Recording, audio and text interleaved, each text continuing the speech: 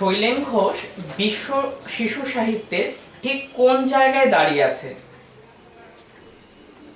আমার মনে হয় উনি অনেক অনেক উঁচু স্থানে আছে।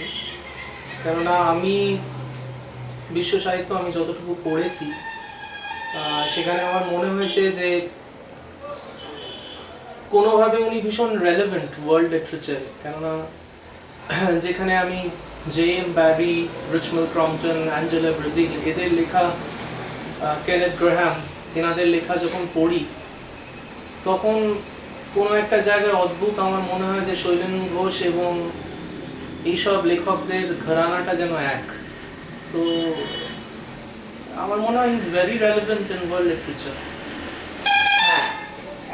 এবার আমি যদি বিশ্ব শিশু সাহিত্যে শৈলেন ঘোষের সঙ্গে ভীষণভাবে যোগ রয়েছে, বা আপনার পড়তে পড়তে মনে হয় যে এমন কাউকে বাঁচতে চাই, তাহলে আপনি কার কথা বলবেন?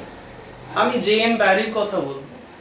যেন জে.এম. ব্যারি পিটার প্যান প্রথমে ওটা প্লে হিসেবেই লেখা হয়, তারপরে ছোটদের জন্য ওটাকে গল্প আকার, সেটা গল্পের আকারে করা হয়। তো আমার মনে হয় শৈলেন ঘোষ নাটকের সঙ্গে যুক্ত বলে নয়, জে.এম. ব্যারির ফিলোসফি অফ লাইফের সঙ্গে শৈলেন ঘোষের ফিলোসফি অফ লাইফ অনেকটা এক আমার মনে হয়।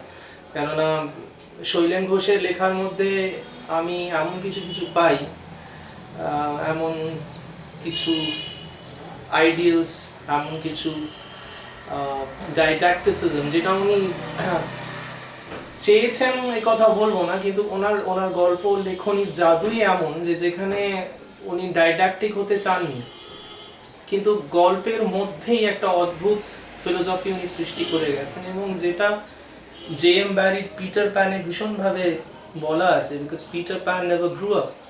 তো তেমনি শৈলেন ঘোষের সাহিত্য ঠিক সেরকম, যে শৈলেন ঘোষের সাহিত্য, নতুন সাহিত্য উনি সৃষ্টি করেন, কিন্তু কোনো একটা জায়গায় একটা শৈশব আমরা পাই, যে শৈশব এত নির্মল, এত পবিত্র, এত ডিভাইন। তো আমার মনে হয় জে.এম. ব্যারির সঙ্গে আমি ওনাকে এক আসনে বসাবো।